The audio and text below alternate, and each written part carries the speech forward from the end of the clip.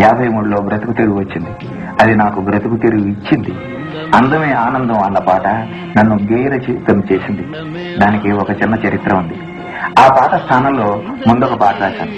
దర్శకుడు రామకృష్ణరావు గారికి అది నచ్చలేదు. మరో పాట ప్రయత్నించు అన్నారు. మ్యూజిక్ సెషన్ నుంచి అలాగే సినిమాకు బయలుదేరాను. అస్తమానం అవుతోంది. పడమట సంధ్యారాగంతో పాట ప్రారంభమైంది.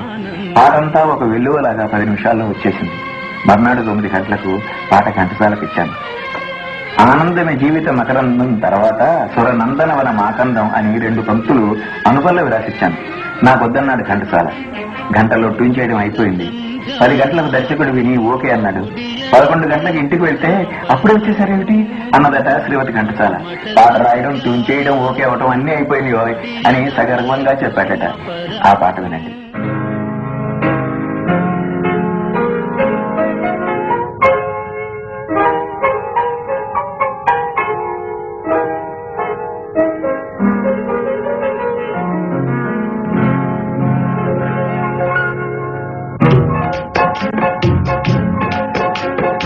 అందమే ఆనందం, అందమే ఆనందం, ఆనందమే జీవిత మకరందం.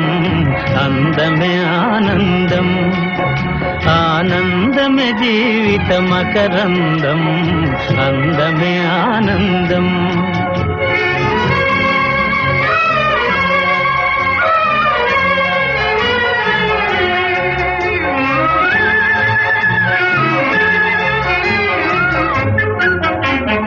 పడమట సంధ్యారాగం, కుడియడమల కుసుమ పరాగం. పడమట సంధ్యారాగం, కుడియడమల కుసుమ పరాగం. ఒడిలో చెలి మోహన రాగం, ఒడిలో చెలి మోహన రాగం.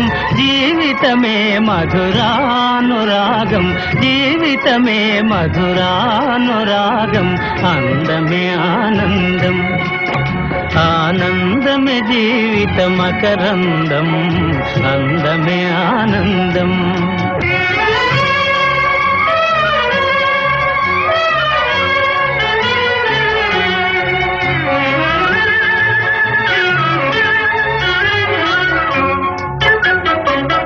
పడిలేచే కడలి తరంగం, ఓ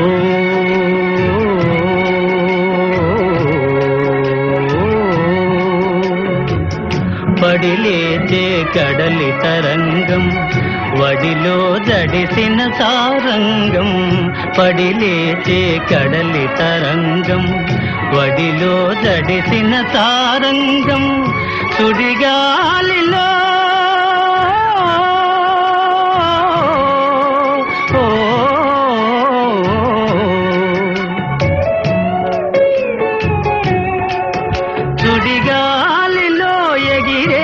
పతంగం.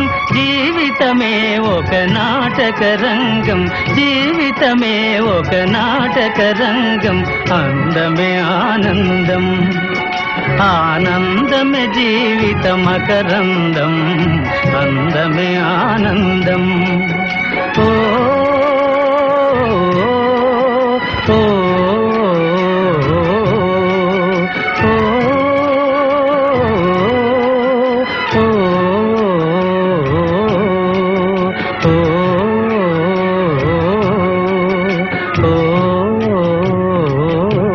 ఎంత హాయిగా పాడాడో విన్నారు కదా. అంత నిండుగా ఆ స్థాయిలో సంచారం చేయాలంటే అతనికే చెల్లు. ఆ పాట సంగీత దర్శకుడు, నేపథ్య గాయకుడిగా మా అన్నకు, రచయితగా నాకు మరపురాని మధురానుభూతి, గర్వకారణం.